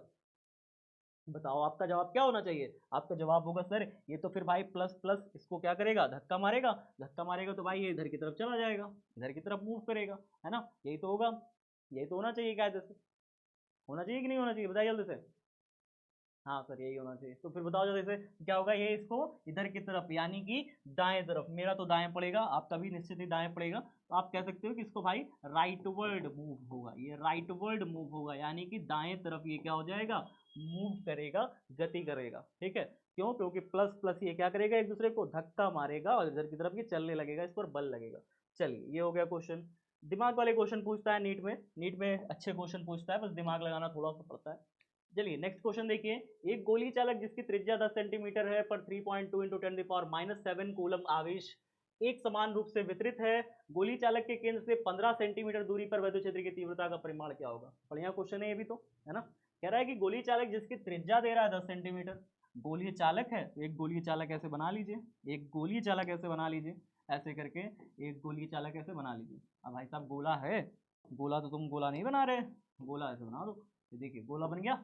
आगे ये कहता है कि गोली चालक जिसकी त्रिज्या 10 सेंटीमीटर है, तो इसकी त्रिज्या बना दीजिए, त्रिज्या बना दीजिए कैपिटल आर, कितना दिया है 10 सेंटीमीटर, सेंटीमीटर के साथ अभी हम मीटर में कन्वर्ट कर लेंगे। ठीक है, तो आगे क्या कह रहा है, 3.2 इंटू 10⁻⁷ कूलम का आवेश एक समान रूप से वितरित है, इस पर फैला हुआ है, इस पर आवेश फैला हुआ है बराबर से, इसको जब आपने आवेश दिया था ना, तो आवेश इसके पृष्ठ पर एक समान रूप से फैल गया था, तो आवेश क्यों बराबर कितना हो जाएगा, 3.2 इंटू 10⁻⁷ कूलम आवेश एक समान रूप से वितरित है। कह रहा है गोली चालक के केंद्र से 15 सेंटीमीटर दूरी पर बताइए, इसके केंद्र से 15 सेंटीमीटर दूरी पर बताइए विद्युत क्षेत्र की तीव्रता का परिमाण क्या होगा। केंद्र से 15 सेंटीमीटर मतलब आप द्विध्रुव मतलब इससे बाहर निकल जाओगे, गोली चालक से बाहर निकल जाओगे। देखिए गोली चालक से बाहर निकल के मान लो यहाँ पे 15 सेंटीमीटर, 15 सेंटीमीटर यहाँ पे है, तो अगर आप इसके गोली चालक से बाहर निकल गए, आपसे कोई मतलब चालक से बाहर तीव्रता पूछ रहा है, चालक से बाहर कोई एक पॉइंट है, पॉइंट पी, वहां पे तीव्रता पूछ रहा है, तो तो आपको निकालना सिखाया है, इजी है। आपको किसी भी गोलीय चालक से बाहर किसी भी बिंदु पर तीव्रता निकालनी होती है, तो डायरेक्ट फॉर्मूला लगाइए, E बराबर 1/4πε0 Q अपॉन में आर स्क्वायर, और आर क्या है, ये जो दूरी है ये दूरी आप लोगे बस, फिर वहां पे गोलीय चालक की त्रिज्या कोई काम नहीं आएगी, चालक की त्रिज्या काम में नहीं आएगी, सिर्फ आपको जो दूरी है उस दूरी का स्क्वायर करिएगा बस। क्यों, क्योंकि ऐसी स्थिति में जो हमारा गोलीय चालक है वो एक बिंदु आवेश की तरह व्यवहार करने लगता है, और ये जब बिंदु आवेश की तरह व्यवहार करने लगेगा तो बिंदु आवेश से आर दूरी पर एक बिंदु पी पर तीव्रता निकालने के लिए तो फॉर्मूला यही होता है फिर, है ना। तो क्या हो जाएगा, 1/4πε0 की जगह पे क्या लिखोगे, लिखोगे आप 9 × 10⁹ यही लिखोगे, इनटू में क्यू का वैल्यू कितना दिया है बताइए कमेंट बॉक्स में, क्यू का वैल्यू तो हमें दिया है ना 3.2 इंटू 10⁻⁷ अपॉन में आर का स्क्वायर, अब आर का स्क्वायर यानी आर दूरी क्या है, दूरी है हमारे पास 15 सेंटीमीटर। आप इसको चेंज कर लीजिए ना, 15 सेंटीमीटर को चेंज करिएगा तो मीटर में 10 की घात -2 हो जाएगा। और आर का जब हम वैल्यू रख देंगे तो उसका हम क्या करेंगे, स्क्वायर भी कर देंगे। देखते जाइए ध्यान से हम क्या क्या करते हैं, कैसे कैसे करते हैं। अब यहाँ पे 9 हो गया, बटे में गुणे में 9 इधर रखिए, 3.2 इसको गुणा कर दीजिए, 3.2 से गुणा कर दीजिए। 10 की घात 9 इधर है, 10 की घात -7 इधर है, 9 में से 7 निकल गया, 10 की घात बचा 3, सॉरी 2, 7 8 9, ठीक है 2 बचा, तो 9 में से 7 निकल गया, 10 की घात 2 बचा। आगे देखिए नीचे क्या हो रहा है, नीचे हमारे पास क्या हो रहा है, 15 का आप स्क्वायर करेंगे, 15 का स्क्वायर करेंगे तो 15 गुणे 15 लिख दीजिए, क्या दिक्कत है, लिख दीजिए सर 15 गुणे 15, तो मैंने 15 गुणे 15 लिख दिया। गुणे में 10 की घात -2 का स्क्वायर करेंगे तो 10 की घात -4 बन जाएगा, -4 ऊपर गया तो +4 हो गया, क्या दिक्कत है सर, कर दीजिए। तो क्या हो जाएगा फिर हमारे पास 9 गुणे 3.2, नीचे क्या हुआ 15 गुणे 15, 15 गुणे 15, और नीचे क्या हो जाएगा देखते जाइए, 10 की घाते -4 ऊपर गया, +4 बन गया, तो +4 बना तो 10 की घाते 2 में जुड़ जाएगा, 4 और 2 मिलके 6 बन जाएंगे, ऐसे हो जाएगा। अब इसको सॉल्व करना है, कहोगे सर कैसे सॉल्व करें इसको, दशमलव है इसमें तो बड़ा खतरनाक सा लग रहा है ये। देखो आसान है, ठीक है, आप इसको कठिन बनाओगे तो कठिन बनेगा, आसान बनाओगे तो आसान बनेगा, देखते जाओ कैसे कैसे। काटो बेटा, कठिन कठिन नहीं है कोई।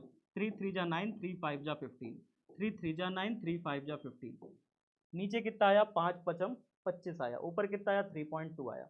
अब देखो क्या आया, ऊपर कितना आया 3.2 आया, नीचे कितना आया 25 आया, गुणे में 10 की घाते कितना आया, 10 की घाते 6 आया। ई का वैल्यू ला रहे थे, ई बराबर 10 की घाते 6 भी आया। अब यहाँ पे क्या करिए ना, यहाँ पे 10 की 25 है ना नीचे, जब भी 25 देखा करो तो कोशिश किया करो कि हम इसे 4 से ऊपर नीचे गुणा करके 100 बना लें, 4 ऊपर 4 नीचे, गुणा करके नीचे क्या बना लें 100 बना लें। तो कितना हो जाएगा, 32 से 4 से गुणा करोगे 4 3 जा 12, 4 2 जा 8, 12.8 आ जाएगा। इनटू में नीचे कितना हो जाएगा 25 गुणे 4 100 हो जाएगा, तो 10 की घाते कितना 6 हो जाएगा। ये क्या आपको समझ में आया, 25 चौके नीचे 100 हो गया, 10 की घाते 6 इधर रखा, 3.2 से इंटू मल्टीप्लाई कर दिया 4 का 12.8 आ गया। अब यहाँ पे देखिए क्या हो जाएगा, आप नीचे चूंकि 10 की 100 है, 100 मतलब आप समझते हो, 100 मतलब होता है 10 की घाते 2, 100 मतलब क्या होता है 10 की घाते 2 होता है। अब 10 की घाते 2 है, ऊपर जाएगा 10 की घाते -2 हो जाएगा, 10 की घाते +2 ऊपर जाएगा 10 की घाते -2 हो जाएगा, तो 12.8 हो गया, इंटू में 10 की घाते 6 में से 2 घट गया, +2 ऊपर गया -2 हो गया, 6 में से 2 घट गया, कितना बचा 10 की घाते 4 बचा, 10 की घाते क्या बचा 4 बचा। अब इसका अगर पॉइंट आप शिफ्ट करोगे तो 1.28 निश्चित आप लिख सकते हो, लेकिन तब उस स्थिति में आप इसे 10 की घाते 5 लिखोगे। मतलब अगर एक बार आप अगर इधर पॉइंट शिफ्ट करिएगा ना, तो पॉइंट तो इधर शिफ्ट हो जाएगा, लेकिन फिर यहाँ पे पावर एक ऐड हो जाएगी, यानी 4 की जगह 5 हो जाएगा। अगर यहीं पे अगर ये माइनस पावर होती ना, तब भी यहाँ पे एक ऐड ही होता, पावर एक पॉइंट शिफ्ट करने पर पावर यहाँ पे 1 ही ऐड होती, 1 ऐड होती तो कितना बन जाता, फिर -3 हो जाता। तब बात समझ में आ रहा है, बात समझ में आ रहा है। अगर यहाँ पे -4 होता तो -3 हो जाता जुड़ करके 1, लेकिन अगर चूंकि 4 है तो एक जुड़ करके कितना हो जाएगा 5 हो जाएगा। ठीक है, चलिए तो ये आ गया, मात्रक लगा दीजिएगा न्यूटन प्रति कूलम। ठीक है, चलिए नेक्स्ट क्वेश्चन देखते हैं। नेक्स्ट क्वेश्चन हमारे पास है, किसी गोलीय चालक, अच्छा लिखा हुआ है एक गोला किसी वैद्युत द्विध्रुव को चारों ओर से घेरता है। अच्छा बहुत अच्छा क्वेश्चन है ये तो, कह रहा है देखिए एक गोला किसी वैद्युत द्विध्रुव को चारों ओर से घेरता है, एक गोला है, मान लेते हैं एक गोला, चलिए कह रहा है ये वैद्युत द्विध्रुव को घेरता है, तो यहाँ पे वैद्युत द्विध्रुव अंदर बना लेते हैं इसके अंदर। ठीक है, इसमें कह रहा है कि एक आवेश दिया हुआ है -3 गुणे 10 की घाते -6 कूलम, और एक दिया हुआ है +3 गुणे 10 की घाते -6 कूलम। अब ये दिया हुआ है, कह रहा है कि गोले से होकर गुजरने वाला कुल वैद्युत फ्लक्स बताइए, गोले से होकर के गुजरने वाला कुल वैद्युत फ्लक्स। तो यहाँ पे होता है जब भी कभी ऐसा क्वेश्चन हो कि भाई साहब कोई वैद्युत द्विध्रुव को ही घेर दे, तो वैद्युत द्विध्रुव को घेरने पर जो भी फ्लक्स होता है वो होता है जीरो। कितना फ्लक्स होता है, जीरो फ्लक्स होता है। जब भी किसी गोले से किसी वैद्युत द्विध्रुव को घेर दे तो जीरो फ्लक्स होता है। क्यों होता है, इसलिए होता है क्योंकि प्लस आवेश जो है उससे जितनी बल रेखाएं निकलेंगी बाहर, प्लस आवेश से क्या होता है बल रेखाएं निकलेंगी, मान लो 3 बल रेखाएं प्लस आवेश से बाहर निकली, माइनस आवेश से उतनी ही बल रेखाएं उतनी ही संख्या में क्या हो जाएंगी, भीतर प्रवेश कर जाएंगी। तो माइनस आवेश से उतनी संख्या बल रेखा की भीतर प्रवेश कर जाएंगे।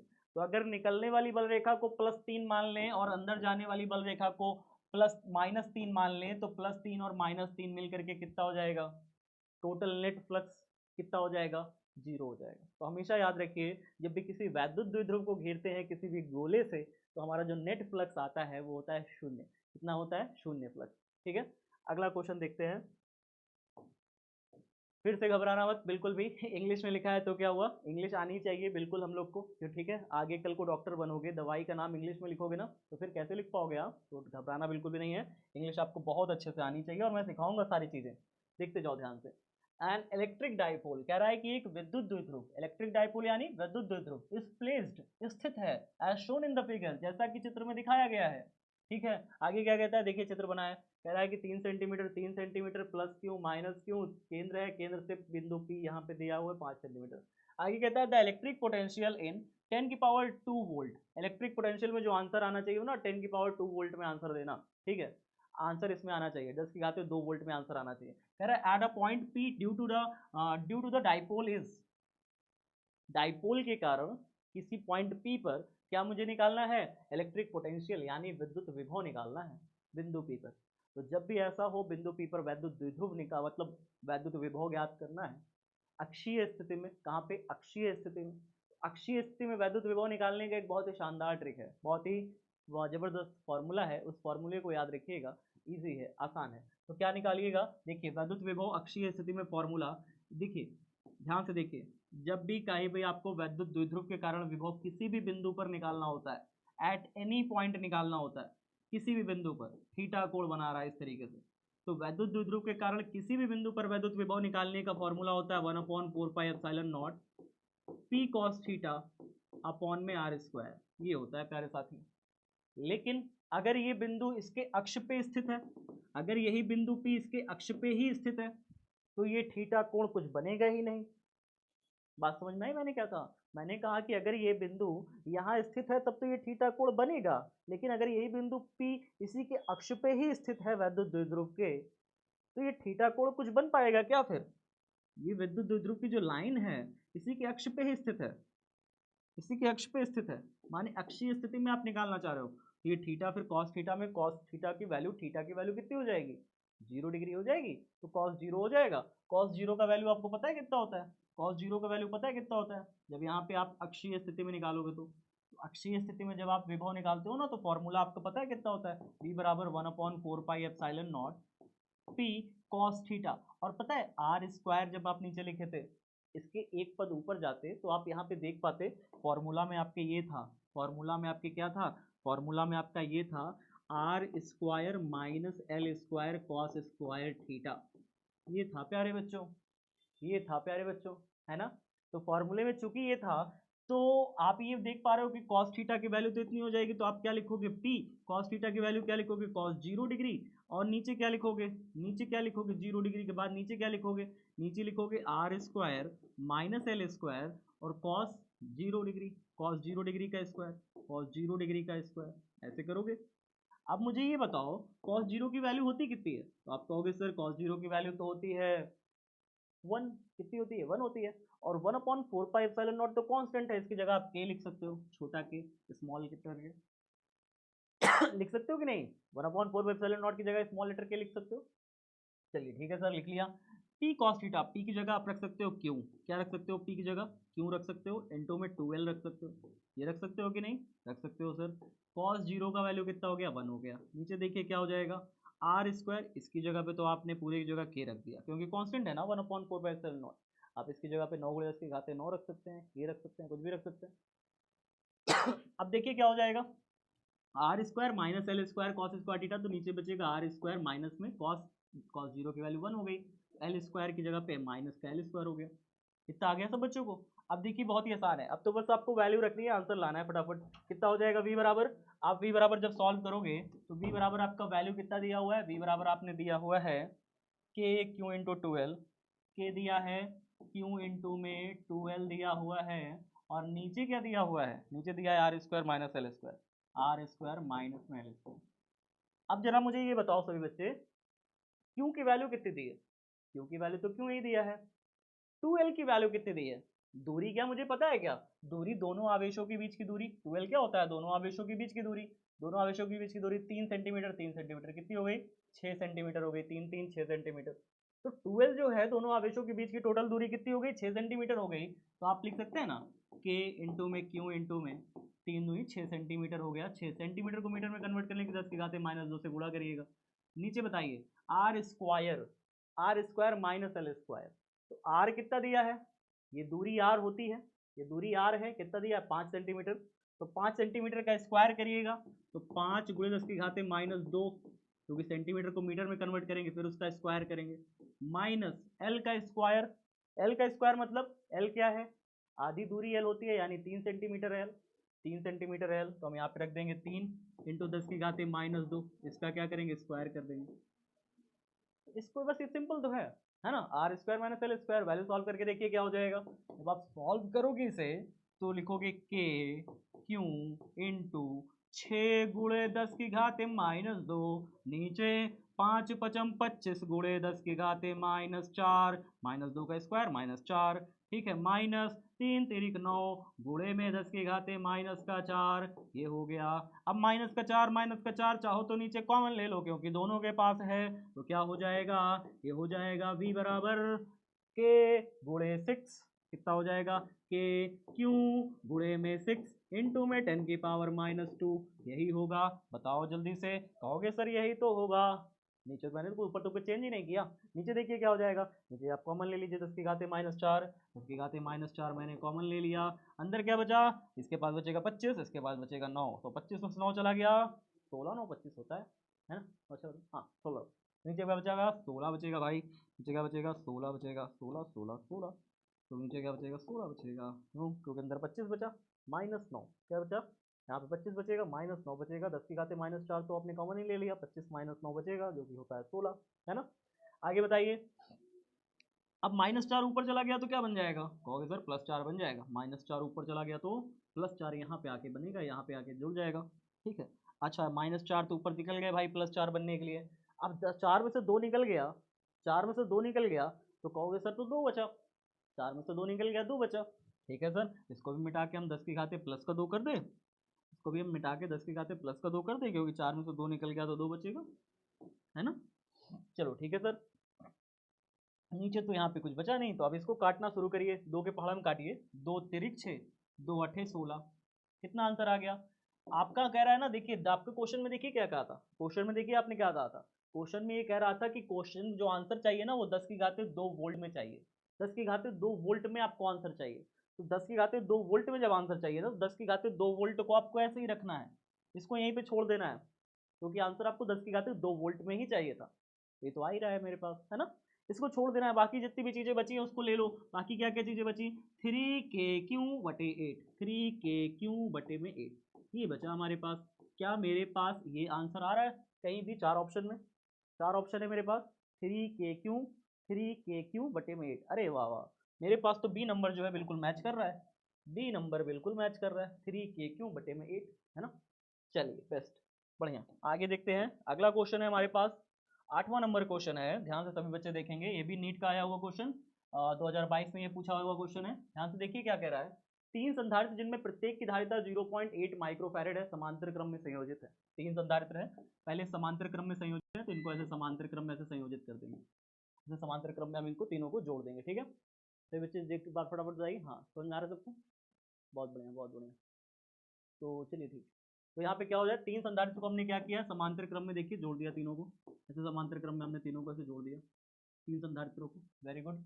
3 संधारित्र हमारे पास कौन कौन से हैं, 0.1 माइक्रोफैरेड के हैं, एक 0.3 माइक्रोफैरेड इधर दिया हुआ है, एक 0.3 माइक्रोफैरेड इधर दिया हुआ है, एक 0.3 माइक्रोफैरेड इधर दिया हुआ है, तीनों को समांतर क्रम में हमने जोड़ दिया, कह रहा है कि यह संयोजन 0.1 माइक्रोफैरेड के संधारित्र के साथ श्रेणी क्रम में जोड़ा है, ये जो पूरा संयोजन है ना, ये पूरा संयोजन 1 माइक्रोफैरेड के और संधारित्र के साथ जुड़ा हुआ है श्रेणी क्रम, मतलब यहाँ पे 0.1 माइक्रोफैरेड का एक और संधारित्र है जिसके साथ ये पूरा संयोजन क्या है, श्रेणी क्रम में जुड़ा हुआ है, कह रहा है कि तुल्य धारिता ज्ञात करिए, तुल्य धारिता निकालिए, चलिए भाई आसान है, कैसे निकालेंगे बताइए फटाफट, ये जब पूरा समांतर में दिया हुआ है तो समांतर का फॉर्मूला तो निकालना आसान है, समांतर का फॉर्मूला निकालना कौन सा कठिन है भाई, समांतर का फॉर्मूला तो यही होता है, P बराबर C1 + C2 + C3, यही होता है ना, तो सबको जोड़ डालो, 0.3 + 0.3 + 0.3 कितना हो जाएगा, 0.9 हो जाएगा, 3 6 3 2, ठीक है, 0.9 माइक्रोफैरेड, अच्छा 0.9 माइक्रोफैरेड को आप 9/10 माइक्रोफैरेड भी लिख सकते हैं क्या,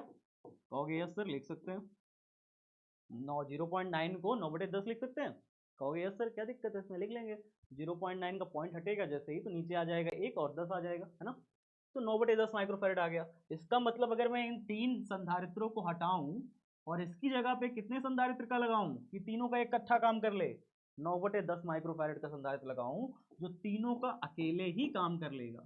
9/10 माइक्रोफैरेड का संधारित्र लगाऊं। 0.1 माइक्रोफैरेड को क्या आप 1/10 माइक्रोफैरेड लिख सकते हैं? आप कमेंट बॉक्स में बताइए। 0.1 माइक्रोफैरेड को क्या आप 1/10 माइक्रोफैरेड लिख सकते हैं? 1/10 माइक्रोफैरेड लिख सकते हैं? तो यस सर लिख सकते हैं, क्या दिक्कत है इसमें? तो आपके पास C1 पता है, आपके पास C2 पता है, दोनों पता है, दो संधारित्र की धारिताएं आपको पता है। तो आपको निकालना है नेट धारिता और दोनों श्रेणी क्रम में जुड़े हुए हैं। तो श्रेणी क्रम का फॉर्मूला लगा दीजिए। श्रेणी क्रम का फॉर्मूला क्या होता है? आप तुल्य धारिता निकालिए। तुल्य धारिता कितनी हो जाएगी बताइए फटाफट। तुल्य धारिता का फॉर्मूला हो जाएगा C बराबर 1/C1 बराबर श्रेणी क्रम का फॉर्मूला यही हो जाएगा ना, 1/C बराबर 1/C1 प्लस 1/C2 और 1/C बराबर कितना हो जाएगा? C1 की जगह कितना दिया हुआ है? 9/10, तो ये हो जाएगा 9/10 प्लस में C2 की जगह कितना दिया हुआ है? 1/10, कितना? 1/10, ऐसे करके। क्या दिक्कत है? हो तो जाएगा। अब ये 10 जो है भागे में ऊपर जाएगा गुणा हो जाएगा, 10 भागे में ऊपर जाएगा गुणा हो जाएगा, ये कुछ ऐसा बन जाएगा। 1/C बराबर ये हो जाएगा 10/9, 10/9 प्लस में ये हो जाएगा 10/1, 10/1, ये ऐसे हो जाएगा, ये ऐसे हो जाएगा। सॉल्व कर लें आगे, आगे सॉल्व करके देखो क्या हो जाएगा। 1/C बराबर कितना हो जाएगा? एक हो गया 10/9, एक हो गया 10/1। आप इसको सॉल्व कैसे करोगे? 9 एकम 9, नीचे नीचे आपस में गुणा कर दीजिए। 9 एकम 9, 1 10 10, 9 10 90, 9 10 जा 90, ऐसे कर लीजिए। इजी है, बहुत ज़्यादा इजी है। 1 10 जा 10, 9 10 जा 90, 9 1 जा 9, कितना हो गया? 1/C बराबर 1/C बराबर कितना हो गया? 90 10 ऊपर हो गया 100/9, और इसको जब आप पलटोगे तो C बराबर हो जाएगा 9/100 माइक्रोफैरेड। इतना। आप चाहो तो इसे और सॉल्व कर सकते हो, जैसे आप इसे और सॉल्व करोगे तो ये हो जाएगा 0.09 माइक्रोफैरेड, ठीक है, ये हो जाएगा। लेकिन कोई मतलब नहीं निकलेगा, 9/10 microfarad is your final answer, ठीक है। तो आप यहाँ पे इस तरीके से लिख सकते हो। चलिए नेक्स्ट क्वेश्चन की बात करें। नेक्स्ट क्वेश्चन आगे देखिए क्या कह रहा है। समान आकार की 27 बूंदें जिनमें प्रत्येक का विभव 220 वोल्ट है, यदि इन्हें संयुक्त करके एक बड़ी बूंद बनाई जाए तो बड़ी बूंद का विभव क्या होगा? नीट 2021 में आया हुआ क्वेश्चन, बहुत ही शानदार क्वेश्चन है, बहुत ही जबरदस्त क्वेश्चन, ठीक है। चलिए देखिए ध्यान से क्या कह रहा है। समान आकार की 27 बूंदें जिनमें प्रत्येक का विभव 220 वोल्ट है। एक बूंद है, एक बूंद है, समान आकार की है। समान आकार मतलब 27 बूंदें दी हुई हैं जिनमें प्रत्येक का विभव 220 वोल्ट है। तो देखिए मैं आपको ऐसे बताता हूँ, ध्यान से देखिएगा। एक बूंद, एक बूंद, एक बूंद, 3 4 5, 3 5 हो गई, 5 हो गई, फिर 5 हो गई, फिर 5 हो गई, फिर 5 हो गई, तो 5 बचम 25 हो गई, 26 27। तो 27 छोटी बूंदों में हर एक बूंद का विभव कितना दिया हुआ है? हर एक बूंद का विभव दिया हुआ है 220 वोल्ट।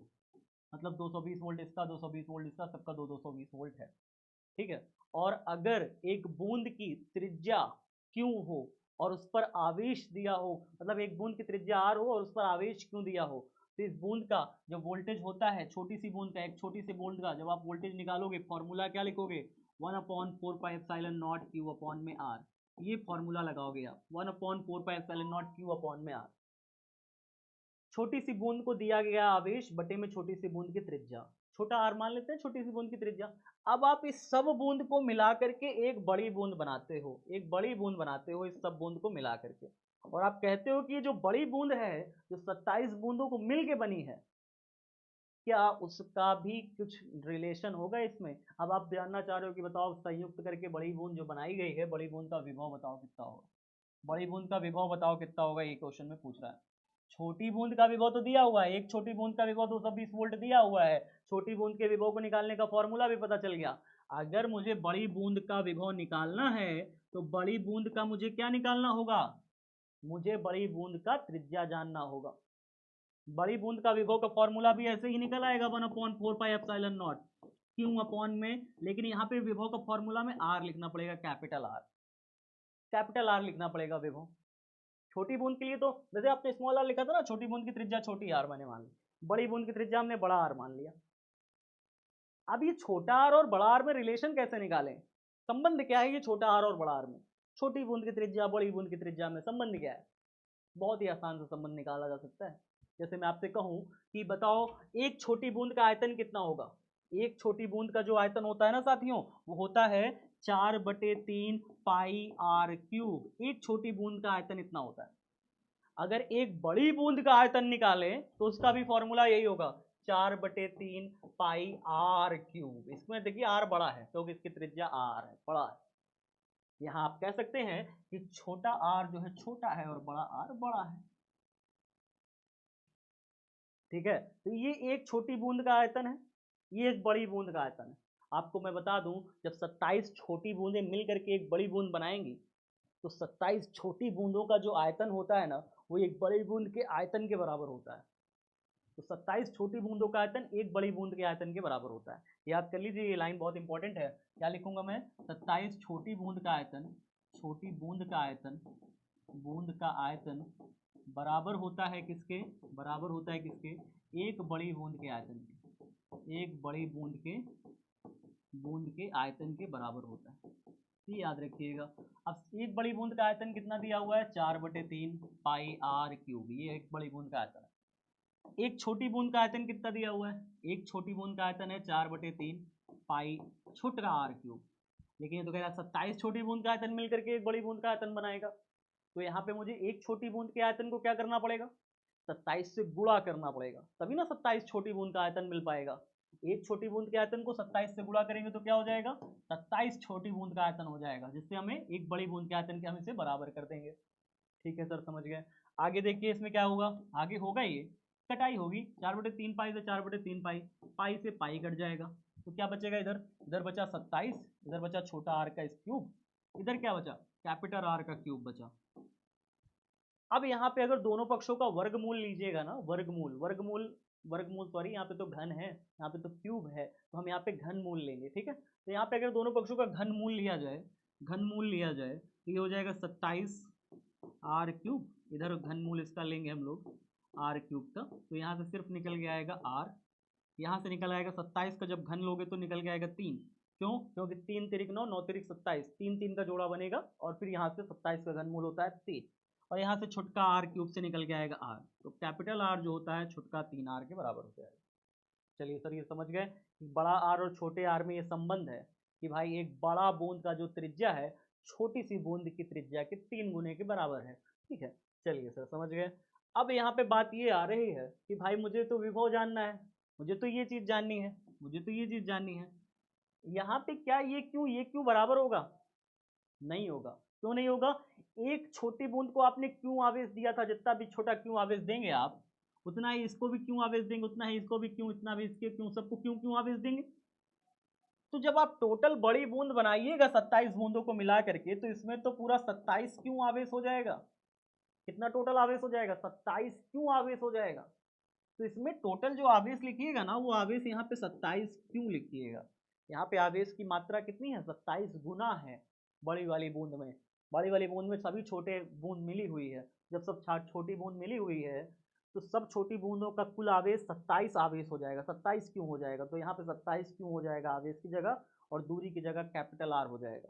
तो जब आप बड़ी बूंद का विभव निकालिएगा तो बड़ी बूंद का विभव यहाँ पे लिखिएगा, बड़ी बूंद का विभव, बड़ी बूंद का विभव कितना हो जाएगा, बड़ी बूंद का विभव v बराबर हो जाएगा 1/4 पाई एप्सिलॉन नॉट, और क्या हो जाएगा, और हमारे पास बचेगा 27 के ऊपर हो गया और नीचे बड़ा आर हो गया।